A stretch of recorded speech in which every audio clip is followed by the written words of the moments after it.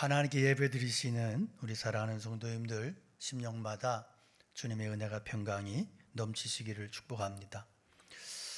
오늘 본문 계속해서 미가 4장의 말씀을 우리 함께 나눌 텐데, 본문의 내용은 철저하게 파괴되는 예루살렘이 이제 앞으로 놀랍게 회복될 것에 대한 약속의 말씀이 나오고 있습니다.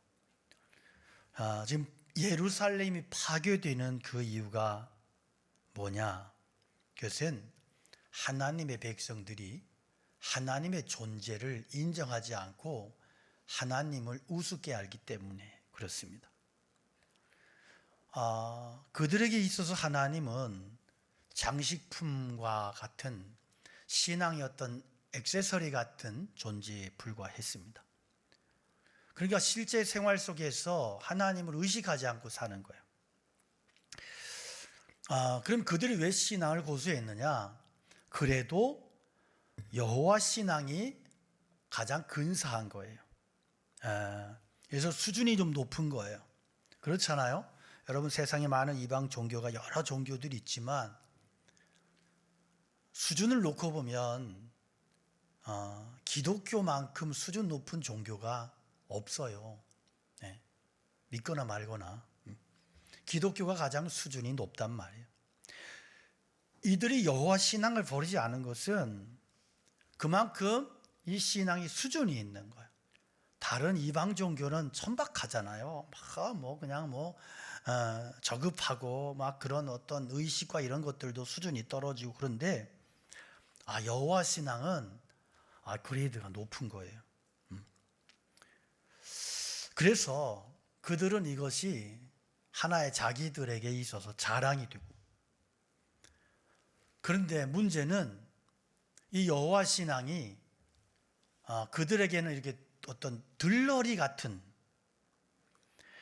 그들은 하나님을 자신들의 이익을 위해서 얼마든지 이용해 먹을 수 있다고 그렇게 생각을 했어요. 그러나 여러분, 하나님은 결코 이용당하시지 않으시고 만놀이 여김을 당하지 않으십니다. 사람은 절대로 하나님을 이용해 먹을 수 없어요. 하나님을 이용했다고 하는 순간 오히려 자기 꾀에 빠져 무너지고 망하게 돼 있습니다. 하나님께서는 이런 사람들을 내쫓고 참으로 하나님을 의지하지 않고는 살아갈 수 없는 사람들, 다리 절고 가난하고 연약하고 이런 사람들을 다시금 모아서 그들의 목자가 되고 왕이 돼서 그래서 성전을 회복시키시겠다고 그렇게 약속하고 계십니다. 사람은 누구나 자기 나름대로의 신앙을 가지고 있어요. 미가 선지자 당시에도 그랬어요. 땅 위에 사는 모든 민족들이 그들 나름대로의 신앙을 가지고 있었고 그 신앙을 열심히 붙들었습니다. 그러나 유독 하나님의 백성들만큼은 여호와 신앙을 굳건하게 지키지 못했다는 거예요.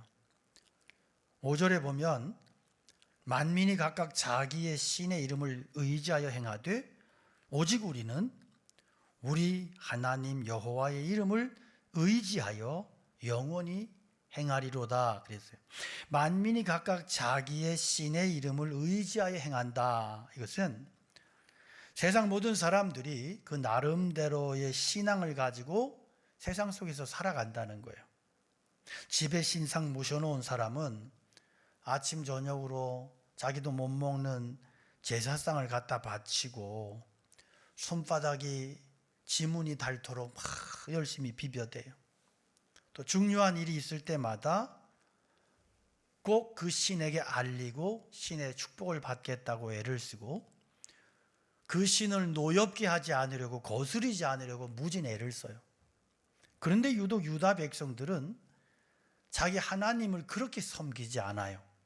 하나님을 한쪽으로 밀어놓고 다른 신전에 가서 제사를 드리고 다른 신상을 훔쳐다가 자기 집에 모셔놓고 다른 신상을 하나님보다 더 중요하게 생각하고 이런 일들이 일어나는 거예요.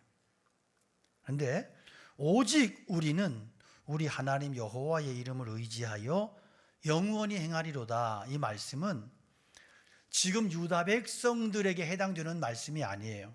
이 말씀은 앞으로 하나님께로 돌아올 백성들이 할 고백인 것입니다. 그러면 왜 유독 이들만 하나님을 부끄러워하고 소홀히 했을까요?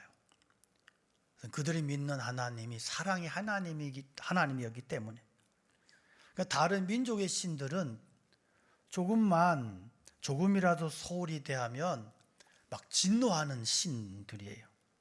제때 제사하지 않거나 정성이 부족하면 당장 재앙을 내리는 게 이방 신들의 특징이에요.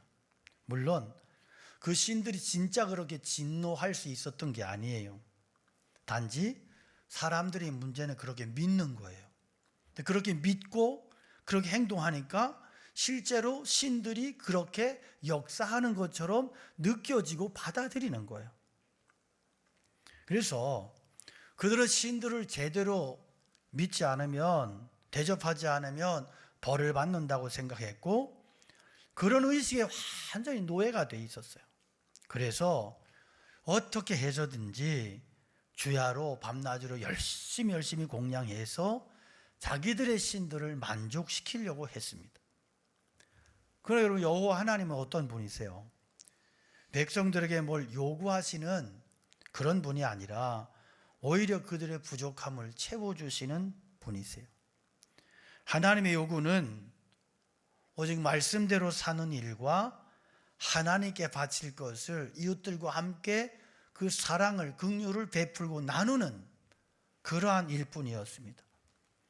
만약 하나님께서 이스라엘 백성들에게 많은 것을 요구하시고 그렇게 하지 않을 때마다 재앙을 내리셨다면 하나님을 절대 소홀히 대할 수 없었겠죠. 그런데 말씀대로 살고 서로 사랑할 것만 요구하시니까 오히려 하나님을 가볍게 여기고 멀리하고 오히려 하나님을 부끄러워했던 겁니다. 뿐만 아니라 여호와 신앙은 뭔가 이렇게 소위 화끈한 게 없는 거예요. 다른 종교는 뭐 죄의식을 한다 그러면 난리가 납니다. 난리가.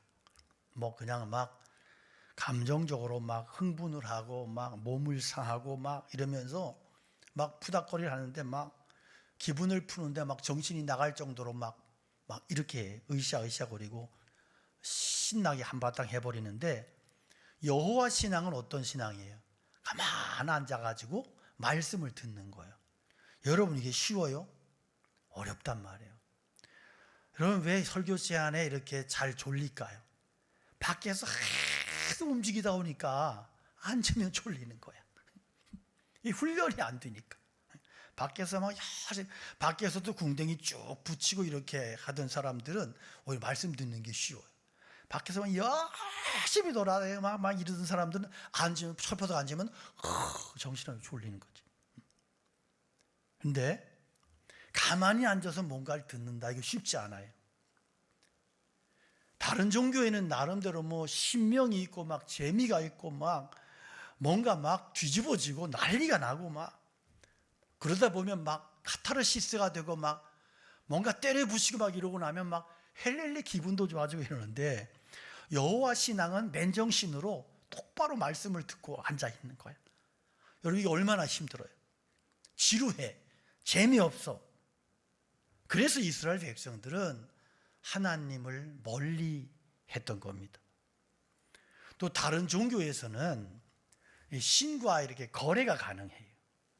그러니까 무슨 얘기냐 하면 자기들이 믿는 신에게 정성을 들이면 들일수록 신은 나에게 좋은 것을 준다는 논리가 이방 신앙의 논리잖아요.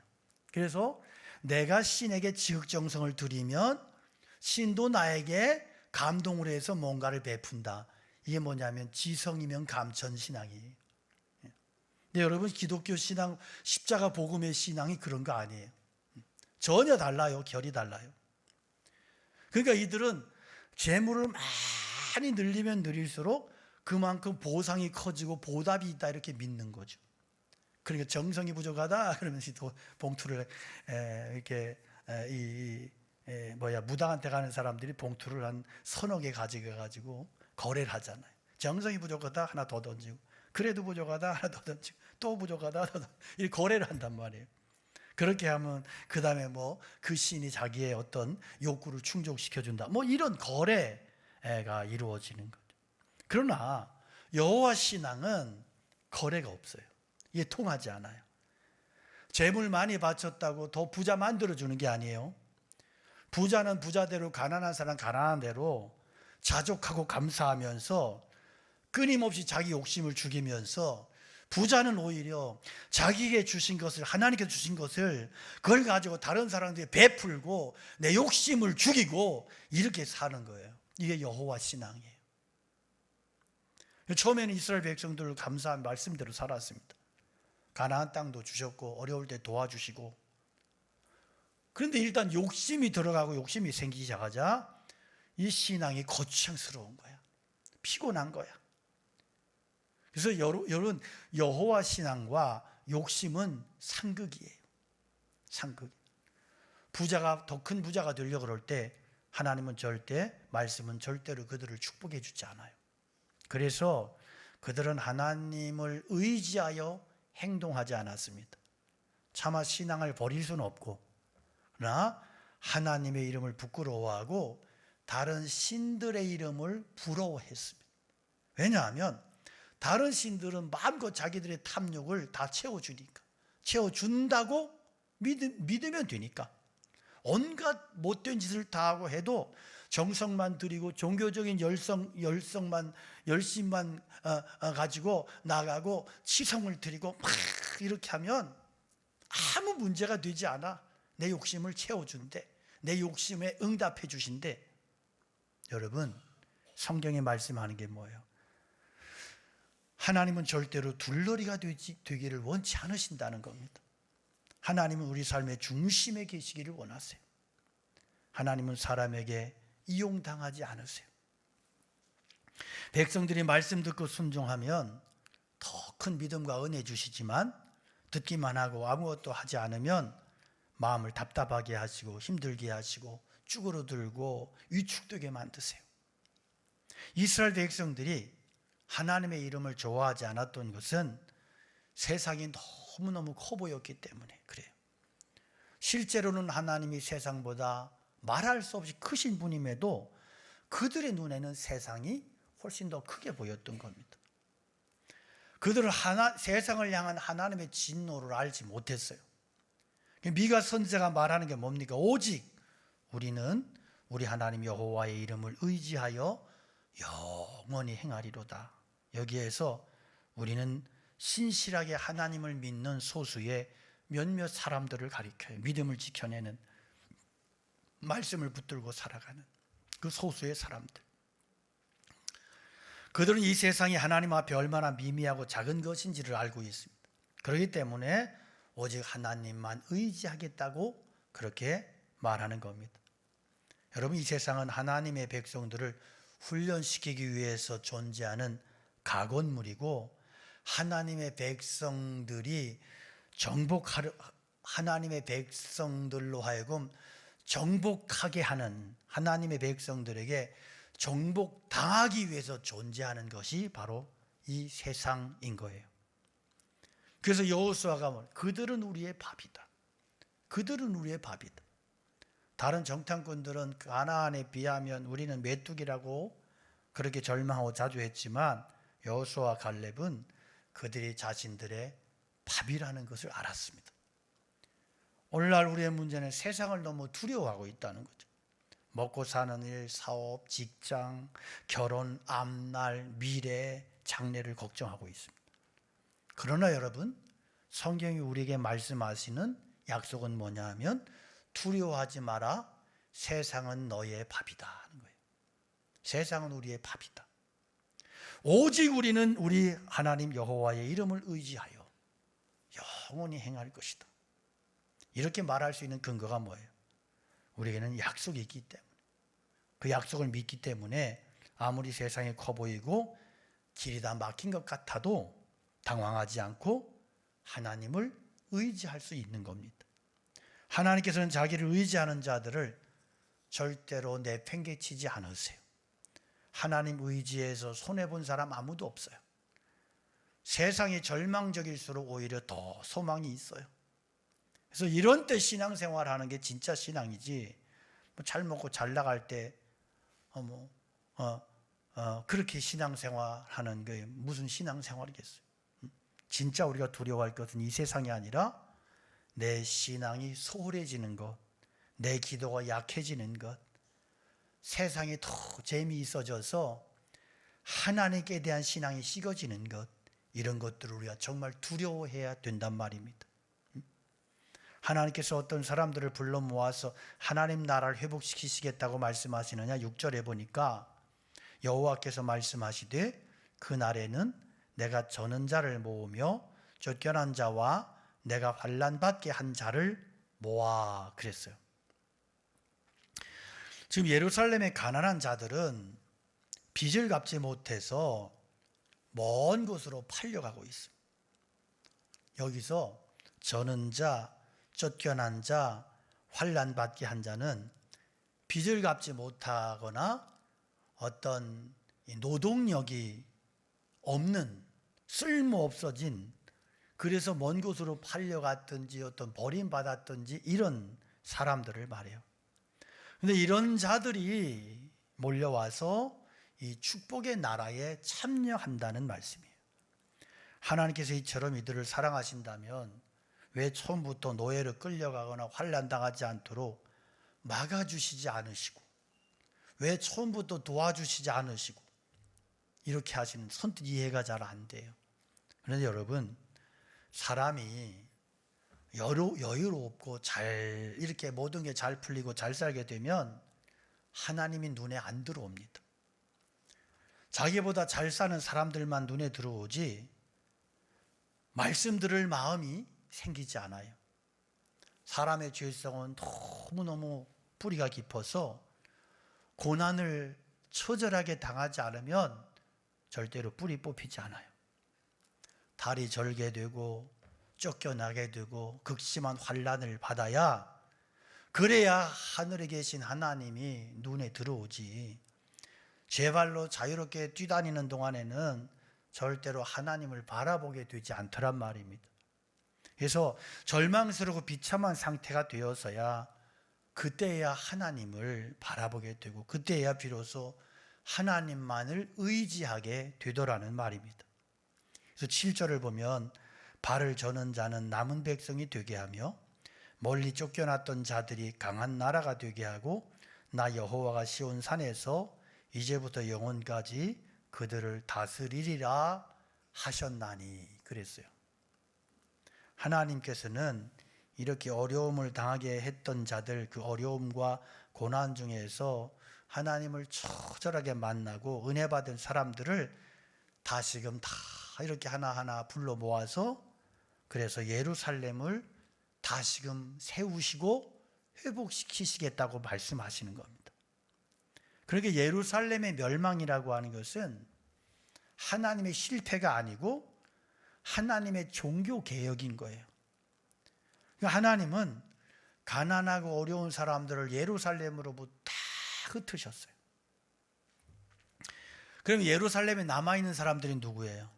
부자들, 권력자들, 떵떵거리며 잘 사는 사람들, 힘 있는 사람들, 이런 사람들만 예루살렘에 남았단 말이에요.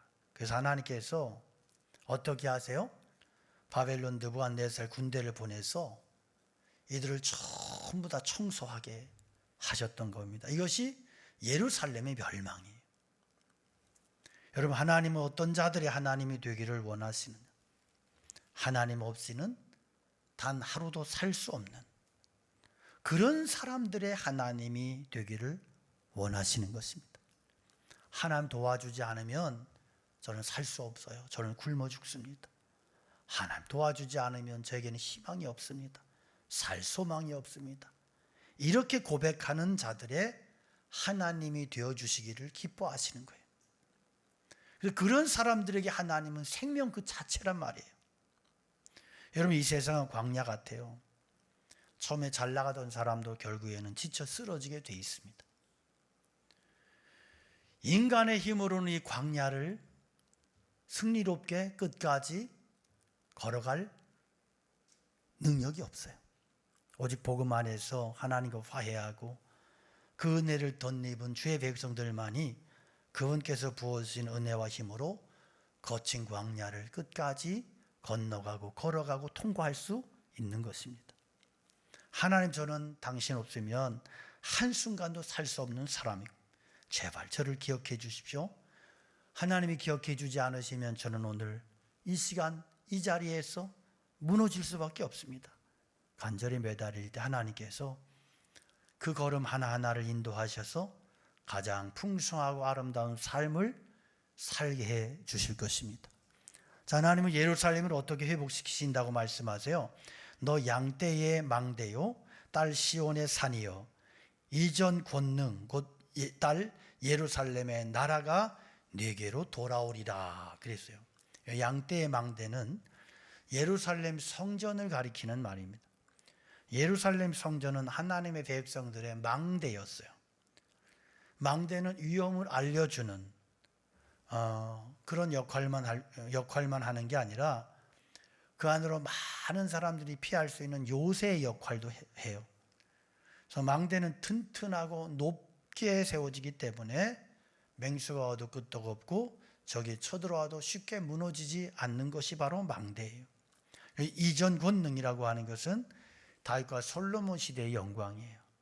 다윗과 솔로몬 시대에 이스라엘이 그토록 유명했던 이유는 단순히 어떤 국력 때문만이 아니에요. 다윗의 전쟁은요, 심판이에요. 다윗은 전쟁을 통해서 그 악한 나라들을 심판의 도구로 하나님이 철저하게 다윗을 그렇게 세우셨고, 다윗의 전쟁은 그런 심판의 의미가 있었고, 그래서 의로운 왕으로서 주변 나라들의 존경을 받았던 것이 바로 다윗입니다. 또 솔로몬이 유명했던 것은 지혜의 말씀 때문이에요. 오늘날로 표현한다면 강단에서 선포되는 말씀인 거예요. 그래서 이전 권능이 회복된다, 이것은 예루살렘의 이런 은혜가, 이런 축복이, 이런 하나님의 축복이 다시 회복되고 임하게 된다는 말씀인 거예요. 그래서 양떼의 망대와 딸 시온의 산은 교회를 가리킵니다. 언제 교회의 권세가 높아지고 세상의 큰 자나 작은 자들이 모두 하나님의 말씀 앞에 무릎을 꿇게 되느냐? 사람들의 마음속에 죄에 대한 비상한 깨달음이 일어날 때입니다.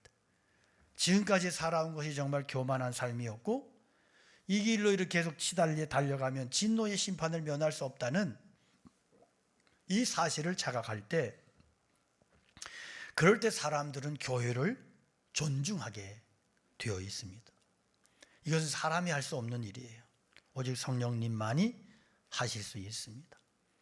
여러분, 성령님이 임하시면 누가 지적하지 않아도 자기 죄에 말할 수 없는 부끄러움과 수치심을 느끼게 되고 자기를 지켜보고 계시는 살아계신 하나님께 두려움을 느끼게 됩니다. 그때 그들이 피할 수 있는 곳은 이 양떼의 망대, 교회밖에 없는 거예요. 교회는 세상과 같아짐으로 부흥될 수 없어요. 세상의 방법을 끌어들임으로 사람들이 교회에 들어오는 것을 익숙하게 여기고 전혀 부담스러워하지 않게 만든다면 그것은 교회를 교회되게 하는 게 아니고 교회를 무너뜨리는 거예요. 진짜 부흥은 성령님이 임하셔서 교회 속에 죄에 대한 성도 안에 비상한 깨달음을 부어주실 때, 그래서 성도들이 죄를 두려워하고 죄를 무서워하고 죄와 결별하며 하나님 앞으로 달려가고 하나님의 은혜를 향하여 달려갈 때 진짜 부흥이 일어나게 되는 것입니다. 그래서 부흥은 그냥 단순히 이런 사람 저런 사람들이 마구 들어와서 소란을 피고 마구 교제하고, 그게 하나님의 부흥이 아니에요. 하나님의 부흥이라고 하는 것은 거듭난 사람들이, 변화받은 사람들이, 죄를 버리고 회개한 사람들이 교회 속에 채워지는 것이 진짜 부흥인 것입니다. 여러분, 오늘 성경이 말씀하시는 게 뭐예요? 하나님 절대로 사람에게 이용당하지 않는다는 거예요. 신앙은 결코 장식품이 될 수 없어요. 그런 신앙은 가짜 신앙이고 하나님께서는 그 사람을 전혀 기뻐하지 않으실 것입니다. 하나님은요, 하나님 당신 없이는, 주님 없이는 살 수 없습니다 고백하는 그런 자들의 하나님이 되시기를 원하세요. 자기 욕망을 실현하려고 하는 그런 사람들은 이런 고백을 할 수 없어요. 욕망 실현하려는 신앙, 그런 신앙은 가짜이고 그런 신앙은 그리스도의 십자가의 걸림돌이 될 수밖에 없어요. 십자가가 걸림돌이 되는 거예요. 성령님께서는 우리 삶을 하나님께서 기뻐하시는 수단으로 그렇게 사용하십니다. 그래서 우리는 이 몸으로 하나님의 목적을 이루어드리기 위해서 마음과 뜻과 정성을 다 해야 되는 것이 바로 신앙의 삶인 것입니다. 하나님 백성인 우리들이 거룩한 삶을, 구별된 삶을 살고 그 거룩함을 통해서, 구별된 모습을 통해서 성령님이 세상을 지적하시고 세상을 부끄럽게 하시고 세상을 책망하실 때 교회는 비로소 그 권세와 영광을 다시금 회복할 수 있다는 사실입니다. 오늘날은 극도로 세속화된 시대예요. 사람들은 하나님을 인정하지 않고 살아요. 자신을 신처럼 생각해서 하고 싶은 거 다 하면서 그렇게 살고 있습니다. 그 결과가 뭐냐? 허무함이에요. 두려움이에요. 하나님께서 하나님의 교회와 성도들을 거룩하게 하셔서 다시 한번 이 세상의 죄를 우리를 통하여 책망하시는, 교회를 통하여 책망하시는, 변화된 성도들을 통하여 그렇게 세상을 부끄럽게 만드시는 그러한 역사를 위해서 우리가 함께 기도할 수 있기를 간절히 원합니다. 사람들의 뻔뻔스러운 가면을 벗겨서 자신들의 참모습을 보게 해주시기를 우리가 기도하는, 간구하는 하나님의 백성들이 되기 원합니다. 그럴 때 교회는 거룩한 권세를, 능력을 회복하게 될 것이고, 죄로 가득 찬 세상에 살고 있는, 이 정말로 허무 가운데 살고 있는 이 세상 사람들에게 하나님의 구원의 망대의 역할을 온전히 감당하게 될 줄로 믿습니다. 우리 함께 말씀 기억하면서 찬양 올려드리겠습니다.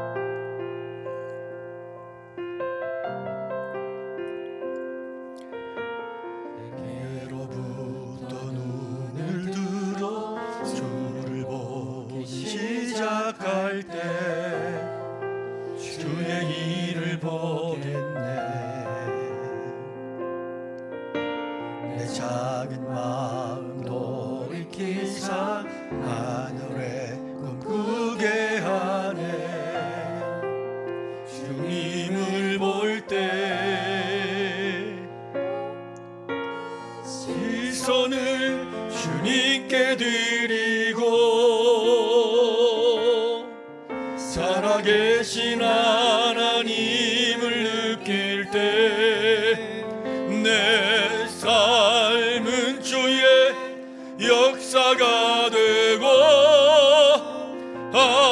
하나님이 일하기 시작하네. 성령이 나를 변화시켜, 성령이 나를 변화시켜 모든 두려움 사라질 때 주의 일을 보겠네. 패한 땅 한가운데서 주님 정말 알게 되리. 주님을 볼 때 모든 시선을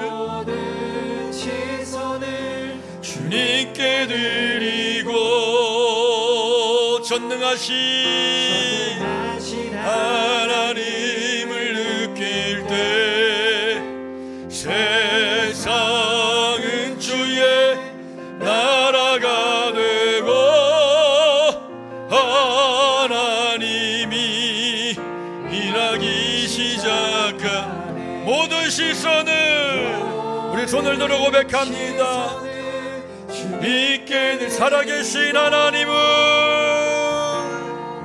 살아계신 하나님 느낄 때 내 삶은 주의 역사가 되고 하나님이 일하기 시작 모든 시선을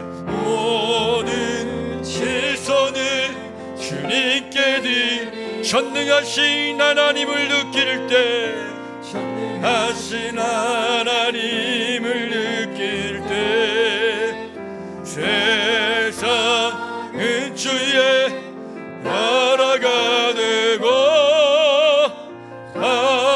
하나님이 일하기 시작하네. 우리 오늘 말씀을 기억하며 기도하기 원합니다. 이스라엘 백성들처럼 오늘 우리의 믿음이 하나님을 어떤 액세서리로, 신앙을 어떤 수단으로, 들러리처럼, 장식품처럼 그렇게 여기며 신앙생활 아닌 신앙생활을 하고 있는 것은 아닌지, 하나님께서는 그런 이스라엘 향해서 책망하시고 파하시고 다시금 세우신다고 우리에게 말씀하시고 경고하십니다. 우리의 신앙을 다시 한번 돌아보며 하나님 앞에서 탐욕되고 거짓된 신앙을 버리고 오직 하나님 한 분만을 생명을 의지하며 신뢰하는 믿음 가지고 살게 하여 주옵소서. 나의 삶이 하나님의 기쁨과 영광을 위한 수단으로 사용되는 쓰임받는 축복을 살아가게 하여 주시고 누리게 하여 주시옵소서. 하나님의 교회가 이 세대 속에서, 이 시대 속에서 망대의 역할을 온전히 감당하게 하시고 하나님의 교회가 거룩함을 회복하게 하셔서 세상을 책망하며 세상으로부터 구원의 망대의 역할을 다 온전히 감당할 수 있도록 하나님 이런 은혜를, 이런 믿음을 우리 가운데 허락해 달라고 주님의 이름 간절히 부르 기도합니다. 주여, 아버지 하나님, 주님의 은혜를 구하며 나아갑니다. 우리의 연약함을 아시는 주님, 우리의 잘못된 모습들을 이 시간도 바라보며 주님의 은혜를 구하며 긍휼을 구하며 나아갑니다. 주님 역사하여 주시옵소서. 주님 축복하여 주시옵소서. 주여 우리의 심령의 은혜를 더하여 주시옵소서. 우리의 신앙이 좀 참된 믿음이 되기를 원합니다. 탐욕된 거짓된 신앙이 아니라 정말로 하나님을 내가 신앙의 역사처럼 장식품처럼 그렇게 하나님을 경외하지도 아니하고 하나님의 말씀에 순종하지도 아니하고 그런 상태에 빠져서 하나님으로부터 정말로 버림받는, 심판받는 그런 자리에 절까 두려워하며 경외하며 하나님을 경외하며 참된 믿음 가지고 살아갈 수 있도록 저희들의 믿음을 다시 한번 새롭게 하여 주시고 저희들의 신앙을 다시 한번 축복하여 주시옵소서. 하나님 아버지, 오늘도 저희들이 주신 말씀 앞에 서서 저희들의 신앙을 다시 한번 돌아보게 하시니 감사합니다. 하나님, 심판받을 수밖에 없는 그러한 모습으로 그러면서도 정작 하나님을 잘 믿는 것처럼 그렇게 살아갔던 이스라엘 백성들의 모습이 오늘 저희들의 모습이 아닌가, 저희들이 진단하며 두려움으로 경외함으로 우리의 신앙을 다시 한번 돌아보기를 원합니다. 탐욕되고 거짓된 신앙의 모습들을 철저하게 버리고 오직 하나님 한 분만을 나의 생명으로 의지하며 하나님만을 전적으로 신뢰하는 그러한 믿음의 종들로 세워주시옵소서. 하나님을 이용해 먹겠다는 어리석음을 버리고 내 삶이 하나님의 뜻에 이용당하고 하나님의 영광을 위하여 사용되는 존귀한 복된 존재들로, 믿음의 종들로 저희를 세워주시고, 오늘날 이 시대 속에서 교회와 성도들의 거룩한 능력을 회복하게 하셔서 정말로 세상을 책망할 수 있는 그러한 거룩함이, 그러한 믿음이 우리 가운데 회복되게 하시고, 그래서 이 시대에 진정한 망대의 역할을, 정말로 양떼들의 망대의 역할을 다 감당할 수 있는 그러한 교회로, 하나님의 교회로, 그리고 성도들로, 저희들로 그렇게 세워주시고 그런 믿음을 저희들에게 허락해 주셔서, 그래서 세상의 소망이 되는 그러한 교회 성도들로 우리를 써주시고 축복하여 주시옵소서. 이제는 우리 주 예수 그리스도의 은혜와 하나님 아버지 크신 사랑하심과 성령님의 감화 감동 역사하심이 주의 말씀을 듣고 그리고 믿음으로 결단하며 세상을 향해 나가는 사랑하는 성도들 머리머리 위에, 가정 위에, 교회 위에 늘 함께 계시옵기를 간절히 축원하옵나이다. 아멘.